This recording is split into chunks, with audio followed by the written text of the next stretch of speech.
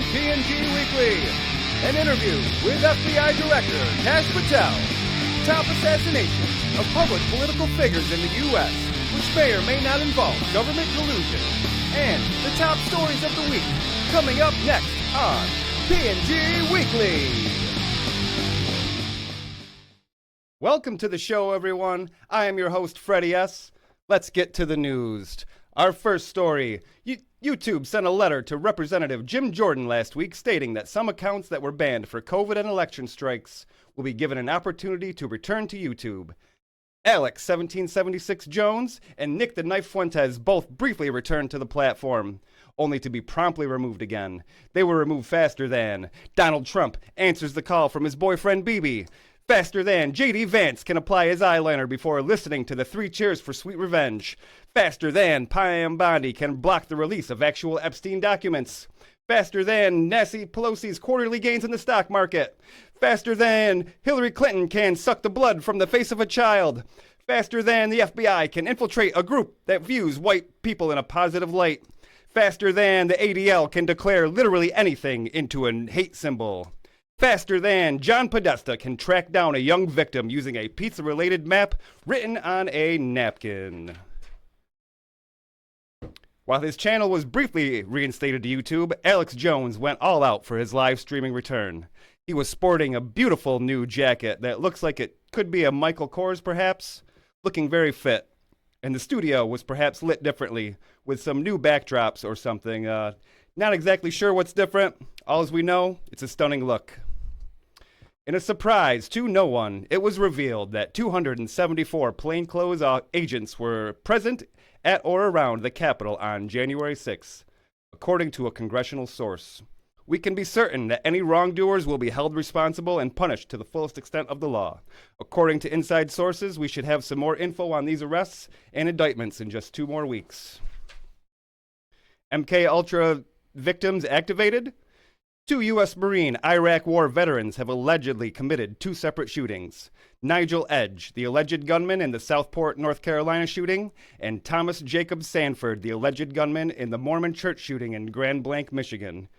We went to X for comments, and this is what we found. Did they vote for Trump? Did they vote for Kamala?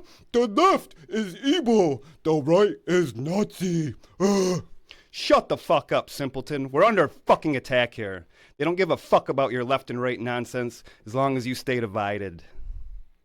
Former Seinfeld actor Michael Richards is about to go out on tour promoting his new book called Entrances and Exits. We reached out for comment and Michael had this to say. I'm not sure I get that one. Pete Hegseth, the Secretary of War, has called all the nation's top generals and admirals to the Pentagon for a meeting on Tuesday. Could it be in relation to war in Russia, Iran, 3i Atlas? When asked for a comment, Hegseth stated, "Death to trannies. We're banning boy pussy. Fatties and furries can go fuck off, and kisses to Israel." That was part of the quote, guys. I'm not sure. Bibi Netanyahu gave a speech at the UN and many delegates walked out before the speech even began. The United States delegate stayed behind, however, and was seen crawling out from under the podium after the speech, while wiping a white substance from their cheek. Bibi, fearing for his life, exited the building after the speech and demanded to be escorted through the VIP walkway. He looks like he's having fun here, folks. In a separate story completely unrelated to Israel or its government officials or intelligence agencies, President Trump's good friend Bibi Netanyahu was visiting the White House to discuss a peace deal with the president, while mysteriously a Secret Service vehicle outside the White House spontaneously combusted. Charlie Kirk, assassin theories gone wild. 22 Israeli cell phones in the crowd, hand signals, brown shirts, trap doors, Nicolas Cage. Speculation runs wild on the internet as the public demands clear answers on the killing of Charlie Kirk. Whether it was Mossad's exploding microphone or a transgender terror cell, the public is still positing theories and speculating to find the truth. My theory? Maggie Simpson. Kash Patel coming up next. Stay with us. This next segment brought to you by Coom Meetings. Coom Meetings, because no one can see what happens from the waist down. So happy to have our next guest, Director of the FBI, Kash Patel. Director Patel, happy to have you with us this evening. Let me start by asking, with the recent shootings in North Carolina, Michigan, the attacks on ICE officers, the assassination on Charlie Kirk, how have you been handling all of the civil unrest as of late? Is it getting to you at all? Well, you see, I'm kind of exhausted, really. This is just so crazy. It's like real work out here. I'm like bip-bopping around, bip-bop, bip-bop, and like, bam, some dude gets shot. Bam, some other dude getting shot. Whoa, some chicks getting shot. It's like, WTF, bruh, you know? Yeah, man, I totally agree. Let me ask you, do you think any of these attackers could be assets for any government agencies here or abroad? Activated MK Ultra, perhaps? Yeah, great question. Yeah, MK Ultra, I guess there are like some capacities where certain elements could be participating in, I don't know, like some sort of mischief or malarkey or misinformation, perhaps, but that is not consistent with the evidence collected by my department, local departments, other officials, both on and off duty, including but not limited to departments that could be, pertaining to these cases or many other cases. Cool. Well, there also seems to be a lot of messages written on the ammunition used in some of these more recent attacks, referencing all types of different ideologies. What can you tell us about this trend? Yeah, it's crazy, right? Some of these guys are just writing out these messages on the ammunition, and it's like, whoa, this guy's nuts. Furries, whoa. Right, yeah. That noticing the bulges thing, that was a reference to furries as well, correct? Yeah, these furries are crazy. They're everywhere. Boom, you look left. Some foxkin robbing an ATM. Boom, you look right. Some dragonkin carjacking an old lady. It's a serious epidemic right now. Wow, I had no clue it was such a problem in our communities. You sure know a lot about the subject. Well, what I like to do is immerse myself in the criminal mind. So, I have been moonlighting as a dog man on the weekends, undercover, trying to gather info. Hang on, I'll text you over a pic. Did you get it? Hang on a second, sir. I think I got it. Let me bring it up on the screen here. Yeah, sir, isn't this counterproductive, showing your persona here on, and spoiling your secret identity? Well, no, not really. No one really watches your show. Oh, touche, sir, touche. Well, sir, another question about your personal life, if I may. Some online sources say that your beautiful girlfriend is an Israeli Mossad honeypot. Any truth to that rumor? What? That's crazy, man. No way, no how. She's my sweet little princess. What do you think, that I like to go out to the clubs with my fursuit and bang guys or something? That's whack, bro. That is so un-Valhalla. Oh, my bad, sir, my bad.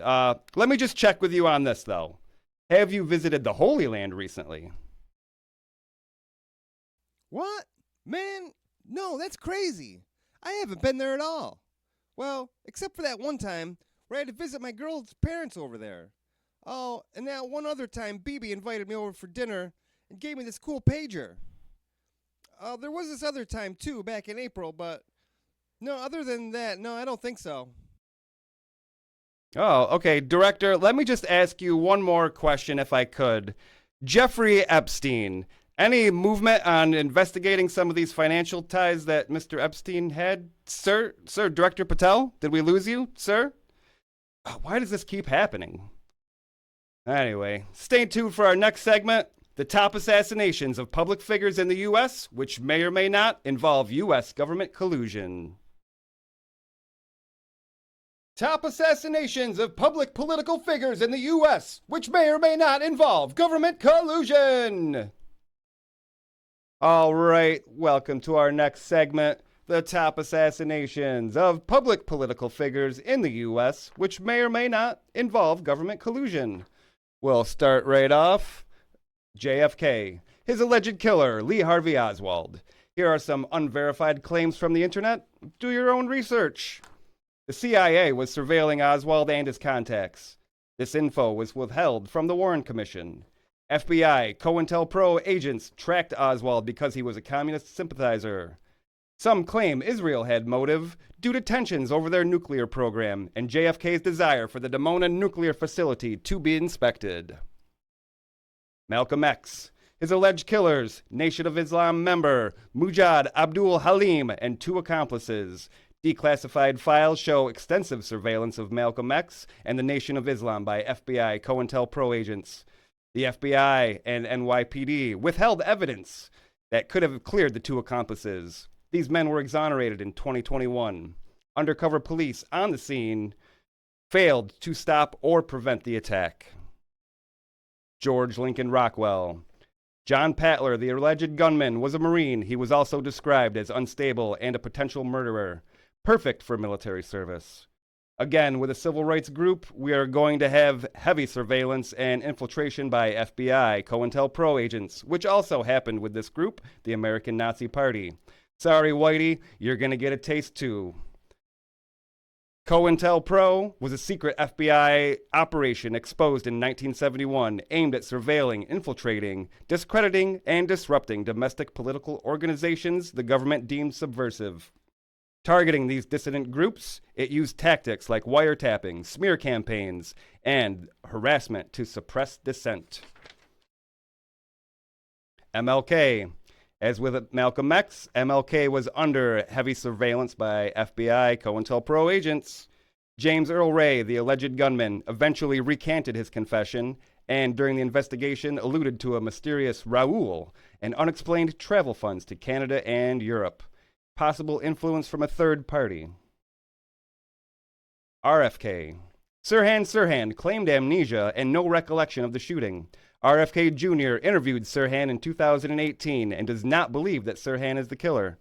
Acoustical evidence suggests there may have been 13 shots, while Sirhan used an 8-shot revolver. LAPD destroyed evidence. CIA operative George Ioannidis was in RFK's orbit. Charlie Kirk. What do all of these assassinations have in common? Likely not much other than the government's willingness to conceal, obstruct, and obfuscate the facts in these cases. They've always lied to you and likely will never stop. If you are effective, then you cannot be allowed to spread your message. This has been P&G Weekly. We'll see you next time.